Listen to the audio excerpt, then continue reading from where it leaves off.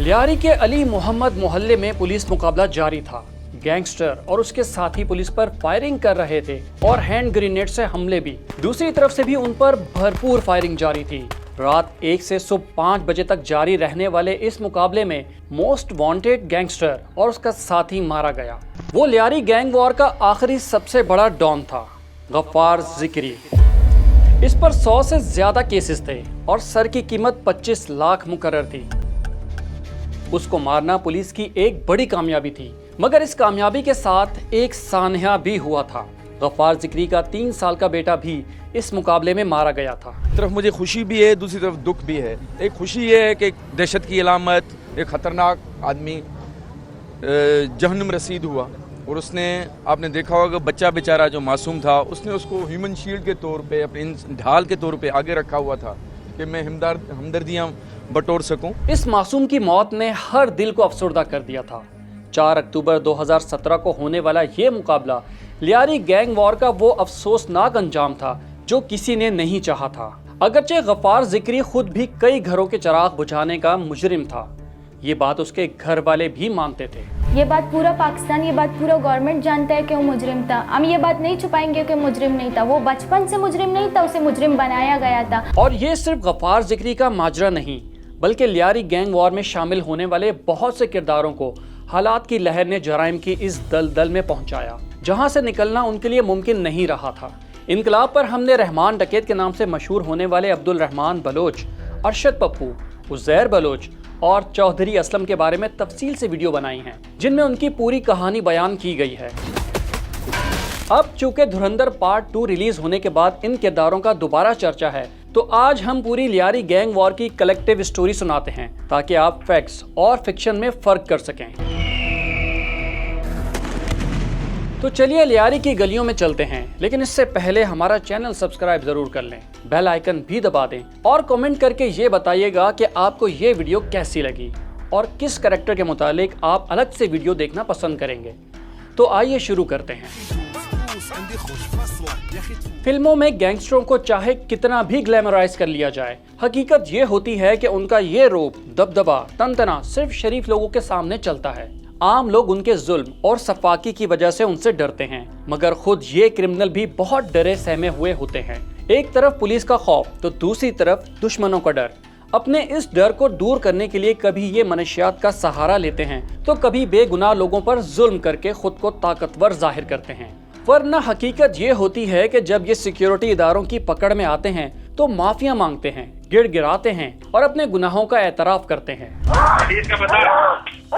कुछ नहीं है बोलो, बात करता हूँ आप लोगों से सर, ये बोलो, मैं बात करता हूँ। सिटी कोर्ट में तो पेशी पे आया था, इसमें जो है सिपाही बैठे हुए थे, इसमें फिर मैं भाग गया था सिटी कोर्ट से।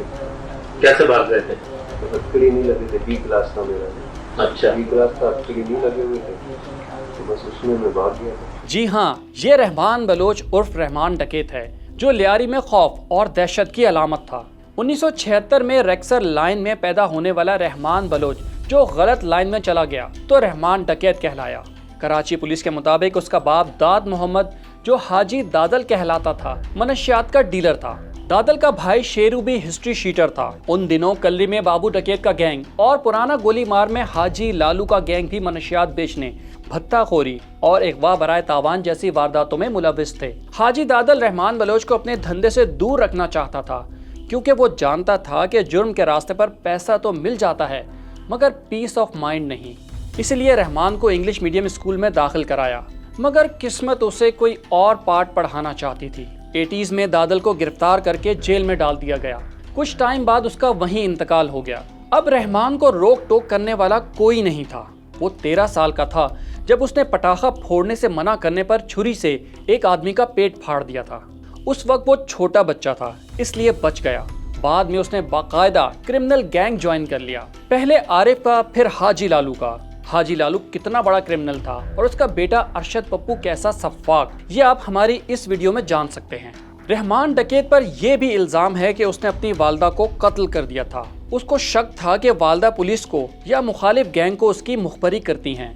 बहरहाल रहमान डकैत को सरदार रहमान बलोच मानने वाले इस किस्म के सब इल्ज़ामात से इनकार करते हैं। सरदार अब्दुल रहमान बलोच था, वो कबायली बंदा था, उसका ताल्लुक़ ईरान से था, बलूचिस्तान से था, तो आशारी बलोच था, ओरिजिनल बलोच था, ख़ानदानी बंदा था। हमारे अंदर सरबाजी भी है, लियारी में बहुत से जगहों में रहते हैं, सरबाजी, आशारी, अफशानी और भी बहुत से कौमें हैं जो सरदार अब्दुल रहमान से हमारी मिलती है। रहमान बलोच की कन्फेशनल वीडियो में उसका कहना था कि वो बहुत टाइम हाजी लालू के साथ काम करता रहा, फिर अरशद पप्पू और वो भत्ते के मामले पर एक दूसरे के दुश्मन बन गए। यूं लियारी में पहली बड़ी गैंग वॉर शुरू हुई। दोनों एक दूसरे के आदमियों और रिश्तेदारों को मारने लगे। अब जिस घर के लोग मरते उसका बेटा, भाई, भांजा, भतीजा रहमान या अरशद पप्पू के गैंग में शामिल हो जाता। कुछ लोग पैसों के लालच में भी आते थे। ऐसा ही हुआ था उज़ैर जान बलोच के साथ। कोई बड़ा एक चंदा देने वाला या एक इनका सपोर्टर था, वो था फैज़ मोहम्मद उर्फ फैज़ू, रहमान का और इनका। तो जब अरशद वगैरह को ये बात पता लगी कि फैज़ू इनको तो पैसे दे रहा है लेकिन हमें पैसे नहीं दे रहा, तो उन्होंने फैज़ मोहम्मद फैज़ू से कांटेक्ट किया। तो फैज़ू ने कोई इनकार किया या उनको, वो चूँकि बराह रास्त रहमान ग्रुप की सरपरस्ती में था, तो उन्होंने उसको किसी तरीके से मौका पाकर अगवा कर लिया। अगवा के बदले में उन्होंने उनसे तावान मांगा। फैज़ मोहम्मद फैज़ू असल में उज़ैर बलोच, जो बाद में सरदार उज़ैर जान बलोच बने, उनका वालिद था। उन्होंने उसको अगवा किया, कुछ दिन रखा, फिर उसके बाद इन्होंने जो रैंसम की जो रकम थी वो तमाम फैमिली ने मिलके अरशद पप्पू गैंग के लोगों को दे दी। वो पैसे भी दे दिए, लेकिन उसके बावजूद उन्होंने इसको कत्ल करके उनकी लाश जो थी वो फेंक दी। अरशद पप्पू ग्रुप, उन्होंने मेरा वालिद साहब को तशद्दुद करके बोरी में लाश डाल के मच्छर कॉलोनी मारीपुर रोड में फेंका। तो मैं उस चीज़ का चश्मदीद गवाह था। मैं गवाही देने जाता था तो मेरे खिलाफ उन्होंने रोकने के लिए गवाही पे मुझे मुतहद केसों में मफरूर करवाए। उज़ैर जान बलोच की पूरी कहानी आप इनकलाब पर इस वीडियो में देख सकते हैं। बहरहाल ये वो दौर था जब मुल्क पर परवेज़ मुशर्रफ की हुकूमत थी। अल्ताफ़ हुसैन की मुत्तहिदा कौमी मूवमेंट पावर में आ चुकी थी और लियारी में भी एंट्री देना चाहती थी। गवर्नर भी MQM का था और सूबाई वज़ीर दाखिला भी उसी का था। MQM उससे पहले 92 से पावर में नहीं थी और उसके खिलाफ पहले 92 में फौजी ऑपरेशन हुआ था और फिर 94 से पुलिस ऑपरेशन चल रहा था। इसकी भी स्टोरी हमारे चैनल पर लगी हुई है। तो MQM ने जब मुशर्रफ से हाथ मिलाया तो शहर पर दोबारा उसका कंट्रोल हो गया। गवर्नर सिंध ने परवेज़ मुशर्रफ से शिकायत करके पहले अंडरवर्ल्ड डॉन शोएब खान को रास्ते से हटवाया और फिर लियारी में एंट्री के लिए बनाई गई एक लियारी टास्क फोर्स। मज़े की बात यह है कि शोएब खान को पकड़ने के लिए और लियारी में पांव जमाने के लिए इन्हीं पुलिस अफसरों को इस्तेमाल किया गया जो पहले MQM के खिलाफ कार्रवाइयाँ करते थे। उनमें सबसे बड़ा नाम था चौधरी असलम का। लियारी टास्क फोर्स बनाने की दो वजूहत थी। एक तो ये कि शहर में किडनैपिंग फॉर रैंसम की बहुत ज़्यादा वारदातें बढ़ी हुई थी और हर वारदात के पीछे जो लियारी का नाम आता था या जहानाबाद का नाम आता था, अरशद पप्पू और रहमान डकैत के ग्रुप के ही नाम आया करते थे। या फिर दूसरी वजह यह थी कि जनाब लियारी में MQM को स्पेस नहीं मिल रहा था और वह स्पेस इस वजह से भी नहीं मिल रहा था कि दूसरी तरफ ज़ाहिर रहमान डकैत था। तो उस दौर में लियारी टास्क फोर्स के नाम से एक पुलिस फोर्स कायम की गई और ये पुलिस फोर्स का सरबराह बनाया गया चौधरी असलम को। इनकाउंटर स्पेशलिस्ट चौधरी असलम के साथ लियारी टास्क फोर्स में उमर शाहिद हामिद और इरफान बहादुर अली भी शामिल थे। उमर शाहिद हामिद आजकल काउंटर टेररिज्म डिपार्टमेंट के DIG हैं। वो एक बड़े ब्यूरोक्रेट शाहिद हामिद के बेटे हैं। उनके वालिद कराची इलेक्ट्रिक सप्लाई कॉरपोरेशन के चेयरमैन थे। शाहिद हामिद को 1997 में कत्ल कर दिया गया था। उनके कत्ल का इल्ज़ाम भी MQM के कारकुन सौलत मिर्ज़ा पर लगा था, जो 1998 में थाईलैंड फरार हो गया था। 1999 में वो वापस पाकिस्तान आया तो उसे चौधरी असलम की टीम ने गिरफ्तार कर लिया था। सौलत मिर्ज़ा को एंटी टेररिस्ट कोर्ट ने 1999 में फांसी की सज़ा सुनाई थी। उस पर अमल मई 2015 में हुआ।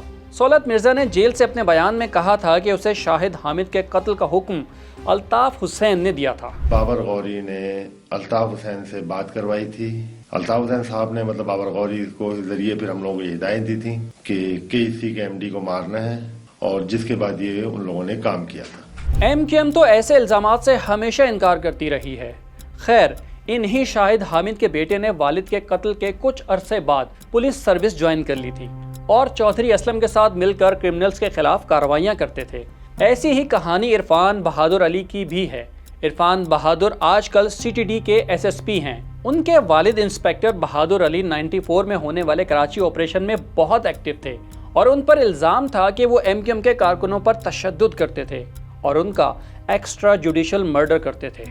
इंस्पेक्टर बहादुर अली को 28 जून 1994 को घर के बाहर घात लगाकर कत्ल कर दिया गया था। उनके कत्ल का इल्जाम भी MQM के एक और कारकुन फहीम कमांडो पर लगा था। इत्तेफाक की बात यह है कि फहीम कमांडो की गिरफ्तारी का क्रेडिट भी चौधरी असलम को मिला। तो इंस्पेक्टर बहादुर अली के बेटे इरफान बहादुर भी लियारी टास्क फोर्स में शामिल थे और चौधरी असलम, उमर शाहिद और इरफान बहादुर अली ने लियारी के गैंगस्टरों के खिलाफ भरपूर कार्रवाइयां की। रहमान बलोच का ताल्लुक बलोचिस्तान के लाशारी कबीले से तो था, मगर उसने बलोच लिबरेशन आर्मी यानी BLA के साथ कभी काम नहीं किया। यानी धुरंधर फिल्म में जो कुछ दिखाया गया है वो टोटली प्रोपेगेंडा है। अगर ऐसा कुछ होता तो पाकिस्तानी मीडिया बहुत पहले रिपोर्ट कर चुका होता। बहरहाल रहमान बलोच ने बलोचिस्तान के इलाके में जब एक महल नुमा मकान बनाया था जिसे व्हाइट हाउस कहते थे, चौधरी असलम और उनकी टीम ने मई 2005 में वहां रेड भी किया था, जिसमें चौधरी असलम और इरफान बहादुर जख्मी हो गए थे। अब चौकी पे गए थे रहमान के लिए रेड करने। उस वक्त ये पैक हो गए थे चारों तरफ, 4 बंदे थे टोटल अंदर। गाड़ियां बाहर से निकल गई गायब, क्योंकि आपके साथ अंदर भी कोई दुश्मन मुखबर होता है। चौधरी के पेट में ही लगी गोली। फिर इरफान का बाजू बिल्कुल कीमा बना हुआ था जो मैंने देखा जाके, और एक अरशद भट्ट था, उसकी शहादत हो गई। उसके बाद रहमान बलोच रूपोश रहा, मगर फिर भी लियारी में अरशद पप्पू गैंग और रहमान बलोच के गैंग में लड़ाई जारी रही। दोनों तरफ के सैकड़ों लोग मारे गए। MQM ने एलिजेडली अरशद पप्पू गैंग के सर पर अपना हाथ रख दिया था। ताहम पुलिस ने 2006 में अरशद पप्पू को गिरफ्तार कर लिया था। 34 साल के अरशद पप्पू पर उस वक्त कत्ल की कोशिश, अगवा बराए तावान और भत्ताखोरी के 50 से ज्यादा केसेस थे और उसके सर की कीमत 30 लाख रुपए मुकर्रर थी। 2006 की बात है। मैं रिश्तेदारों से मिलने गया हुआ था, वापस आ रहा था, तकरीबन 1:30-2 बजे का वक्त था। तो नया आबाद के करीब लियारी का जो इलाका है नया आबाद, वहाँ पे मैंने देखा कि कुछ पुलिस की नफरी मौजूद है और एक बख्तरबंदी खड़ी हुई थी। तो ज़ाहिर है मैं एक साफ़ी हूँ, तजस्सुस हुआ। तो वहाँ मैंने एक पुलिस वाले से पूछा कि भाई क्या हो रहा है यहाँ पे, कि क्यों सब जमा है। तो उन्होंने बताया कि लियारी गैंग वॉर के कुछ लोगों की गिरफ्तारी के लिए छापा मारा गया है। तो मेरा तजस्सुस बढ़ा, मैं फिर वहीं खड़ा हो गया। मैंने कहा देखूँ क्या हो रहा है। तो कुछ देर बाद फिर खबर आई कि लियारी गैंग वॉर का कोई एक अहम रुकन था, उसकी गिरफ्तारी अमल में आई है। वो बाद में पता चला कि वो अरशद पप्पू था। उधर रहमान बलोच को पाकिस्तान पीपल्स पार्टी की सरपरस्ती हासिल हो गई थी। अब यहाँ थोड़ा जिक्र आसिफ अली जरदारी का भी कर लेते हैं। बॉलीवुड की फिल्म धुरंधर में उनका भी रोल है और वाकई लियारी में भी उनका गहरा किरदार रहा है। असल में लियारी जुल्फिकार अली भुट्टो के दौर से पीपल्स पार्टी का गढ़ रहा है। बेनजीर भुट्टो और आसिफ अली जरदारी की तो शादी भी लियारी के ककरी ग्राउंड में हुई थी। तो 2003 में जब आसिफ अली जरदारी जेल में थे तो उन दिनों अरशद पप्पू का बाप हाजी लालू भी जेल में था। आसिफ जरदारी ने दोनों ग्रुपों में सुलह कराने की कोशिश की थी, मगर रहमान बलोच ने मीडिएटर यानी सालिस बनने वाले अनवर भाईजान को ही कत्ल कर दिया था। अनवर भाईजान अरशद पप्पू के मामू ससुर थे। बहरहाल उसके बाद जब MQM ने अरशद पप्पू ग्रुप की पुष्पनाही की तो रहमान और उजैर बलोच का गैंग पीपल्स पार्टी की छतर छाया में चला गया। रहमान का असर रसूख पीपल्स पार्टी में बहुत बढ़ गया। लियारी में टिकट भी उसके कहने पर दिए जाते थे। बेनजीर भुट्टो 2007 में पाकिस्तान आई तो कारसाज पर बम धमाका हुआ था। उस वक्त बेनजीर भुट्टो की सिक्योरिटी पर रहमान बलोच और उसके साथी तैनात थे और मुबैना तौर पर रहमान बलोच ही बेनजीर भुट्टो को कारसाज से निकालकर बिलावल हाउस ले गया था। रहमान डकैत अब सरदार रहमान बलोच कहलाने लगा था। उसने पीपल्स अमन कमेटी के नाम से एक पार्टी भी बना ली थी। इलाके में कुछ फलाही काम किए तो लोग उसके नाम की माला भी जपने लगे थे। भाई तो छोटा बच्चा था, बात अच्छा था, गरीबों का वास्ता बहुत अच्छा था, जैसा बाप जैसा हम लोग का भाई जैसा था। लियारी में अमन खान भाई ने लाया था। खान भाई हमारा भाई। 2008 के इलेक्शन में पीपल्स पार्टी ने लियारी से उसी को टिकट दिए जिनके नाम रहमान बलोच ने दिए थे, मगर 2008 के इलेक्शन के बाद उसकी मनमानियां बढ़ने लगी। बलोच सरदारों ने आसिफ अली जरदारी से उसकी शिकायतें की तो आसिफ जरदारी ने उसके सर से हाथ उठा लिया। MQM ने भी मुतालबा किया था कि पीपल्स पार्टी अमन कमेटी से लाताल्लुकी इख्तियार कर ले। बहरहाल फिर 9 अगस्त 2009 को चौधरी असलम और उनकी टीम ने एक सो कॉल्ड मुकाबले में रहमान बलोच को मार दिया। रहमान बलोच पर कत्ल, इक़दाम कत्ल, अगवा और मनशियात समेत 50 से ज्यादा केस दर्ज थे और उसके सर पर 50 लाख रुपए का इनाम था। बहैसियत एसएसपी ईस्ट इन्वेस्टिगेशन इस बात की तस्दीक करता हूँ कि ये रहमान डकैत। रहमान बलोच की मौत के बाद उसके राइट हैंड बाबा लाडला के बजाय उज़ैर जान बलोच को सरदार बनाया गया। यहाँ कहानी में एक और अहम कैरेक्टर की एंट्री होती है, जुल्फ़िकार मिर्जा, सदर जरदारी के बचपन के दोस्त। वो उस वक्त सिंध के होम मिनिस्टर थे। उन्होंने पीपल्स अमन कमेटी खत्म होने के बाद भी उज़ैर बलोच गैंग की पूरी सरपरस्ती की। उन्हें असलहे के हजारों लाइसेंस दिए और ये भी कहा कि ये शादी में चलाने के लिए नहीं है। मैंने 3 साल में 3 लाख लाइसेंस दिए उनको। किस लिए दिए हैं? जब हमारी इज्जतें, हमारी आबरूएं, हमारी बेटी, बहन, माँ, बहू, उनकी जब इज्जतें लुट जाएंगी, उसके बाद आप हवाई फायर करोगे। आप लोगों ने शादी ब्याह के लिए एक बंदूक के लिए। उसके बाद लियारी और आसपास के इलाकों में जबान की बुनियाद पर कत्लो गारत शुरू हुई। एमकेएम और लियारी गैंग की जंग उर्दू स्पीकिंग और बलोचों की जंग बना दी गई। लोगों को शिनाख्ती कार्ड और लिबास देखकर मारा जाने लगा। शहर के कई इलाके दूसरी जबान बोलने वालों के लिए नो-गो एरिया बन गए। इस दौरान चौधरी असलम और उनकी टीम ने लियारी में कई बार ऑपरेशन किए, मगर कोई बड़ी कामयाबी नहीं मिली। यहाँ पे चौकियाँ कायम कर दी गई हैं, बहुत सारे दहशतगर्द यहाँ से पकड़े गए हैं, कुछ जख्मी हुए हैं और हुई क्वांटिटी में वेपन यहाँ से बरामद कर लिया गया और मुकम्मल तौर पे पुलिस की और एफसी की यहाँ पे पिटें लगा दी गई हैं। 2012 के मिड में अरशद पप्पू जेल से रिहा हुआ और मार्च 2013 में उसके कत्ल का वो सनसनीखेज वाकया पेश आया जिसने पूरे मुल्क में हलचल मचा दी थी। अरशद पप्पू और उसके भाई यासिर अराफात के सर काटकर फुटबॉल खेली गई थी। जो सिंगू लैन में जो वाकया हुआ उसमें यह था कि इनको बहुत ज़्यादा तशद्दुद का निशाना बनाया गया और प्रॉपर जो वे में जो है वो बड़ी तादाद में लोग जमा किए। इसमें जो इनके गैंग के सारे लोग थे वो थे, हज़ारों के करीब लोग इलाके के जमा थे। उनके सामने जो है वो उसको तमाम वाक़यात और उसकी जो चीज़ें सुनाई गई कि तूने ये किया, तूने ये किया। उसके बाद उसको कत्ल कर दिया गया। कत्ल करने के बाद फिर एक जो इंतहाई सफाकी और हौलनाकी एक चीज़ आई, एक वीडियो की शक्ल में वो देखी। वीडियो ये थी कि उसमें जैसे कि आजकल डॉक्यूमेंट्रीज़ में चीज़ों में चल रहा है कि उन्होंने बाकायदा तौर पर उनको कत्ल करके लाशों के बहुत छोटे छोटे टुकड़े किए। यही नहीं, उसके बाद उनके जो सर थे उनके साथ बाकायदा तौर पर फुटबॉल खेली। सुप्रीम कोर्ट ने भी इस वाक़े का नोटिस लिया था। उस वक्त तक मुल्क से पाकिस्तान पीपल्स पार्टी की हुकूमत 5 साल पूरे करके ख़त्म हो चुकी थी, यानी पीपल्स अमन कमेटी या उज़ैर के गैंग के पास अब कोई सियासी छतरी भी नहीं थी। अदालत के हुक्म पर पुलिस ने लियारी गैंग वार वालों के खिलाफ कार्रवाइयाँ शुरू कर दी। उज़ैर बलोच लियारी छोड़कर फरार हो गया। उज़ैर बलोच का भी ताल्लुक ईरान से तो रहा, उसके पास ईरान का पासपोर्ट भी था, मगर उसने कभी भी BLA या ऐसी अलहदगी पसंद तंजीमों से हाथ नहीं मिलाया था, ना कभी किसी और इंटरनेशनल क्रिमिनल गैंग के लिए काम किया। उज़ैर बलोच की पूरी कहानी भी आप हमारे चैनल पर देख सकते हैं। SSP CTD Chaudhry Aslam Lyari gang war के साथ साथ कलदम तहरीक तालिबान पाकिस्तान, लश्कर जंगवी और दूसरी टेररिस्ट तंजीमों के खिलाफ भी भरपूर कार्रवाइयाँ कर रहे थे। तो इन दहशतगर्दों ने पहले सितंबर 2011 में उनके घर पर बारूद से भरी गाड़ी टकरा दी थी। उसके बाद चौधरी असलम ने दहशतगर्दों को खुला चैलेंज दिया था। उन्होंने शेर के मुंह में हाथ डाला है, इनकी नस्लें भी याद रखेंगी कि इनको कौन मिला है। चौधरी असलम उसके बाद भी इन दहशतगर्दों को गिरफ्तार या उनका इनकाउंटर करते रहे। कलदम TTP और लश्कर जंगवी के दहशतगर्दों ने 9 जनवरी 2014 को उन पर खुदकुश हमला करके उन्हें शहीद कर दिया था। अब कुछ जिक्र नबील गबोल का करते हैं। फिल्म धुरंधर में एक कॉमेडियन को जमील जमाली का रूप दिया गया है। कहा जाता है कि ये रोल नबील गबोल से इंस्पायर है। ऐसा है तो फिल्म मेकर ने उनसे ज्यादती की है, क्योंकि नबील गबोल जदी पुश्ती नवाब और रईस हैं। वो पीपल्स पार्टी के टिकट पर लियारी से इलेक्शन जीतते रहते थे, मगर रहमान बलोच के ताकतवर होने के बाद उन्हें साइडलाइन कर दिया गया। उस पर वो पीपल्स पार्टी से नाराज हो गए थे और कुछ अरसे के लिए MQM ज्वाइन कर ली थी, लेकिन बहरहाल अब वो दोबारा पीपल्स पार्टी में आ गए हैं और धुरंधर फिल्म बनाने वालों से बहुत नाराज हैं। एक तो किरदार मैं समझता हूँ कि बिल्कुल ही टोटली इन्होंने गलत बनाया। मेरा किरदार बड़ा दबंग था, मेरा रोल भी बड़ा दबंग था। इन्होंने एक कॉमेडियन को, राकेश बेदी को जो है वो मेरा किरदार दिया, जो कि नाइंसाफी की है।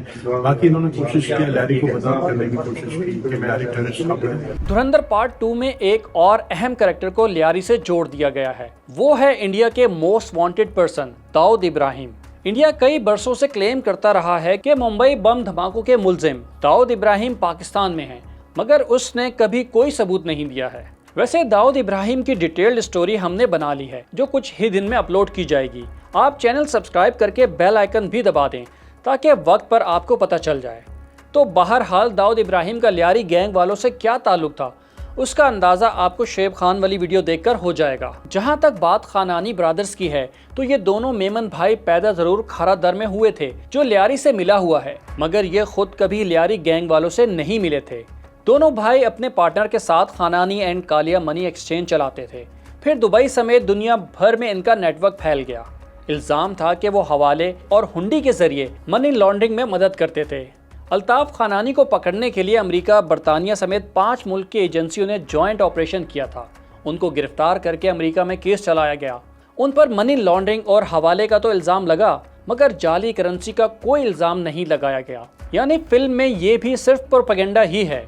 इसी तरह फिल्म में क्रिएटिव लिबर्टी और फिक्शन के नाम पर अजमल कसाब, मेजर इकबाल और दूसरे किरदारों को जिस तरह लियारी से जोड़ दिया गया है, इस तरह तो ओसामा या पाब्लो एस्कोबार को भी रहमान बलोच का साथी दिखाया जा सकता था।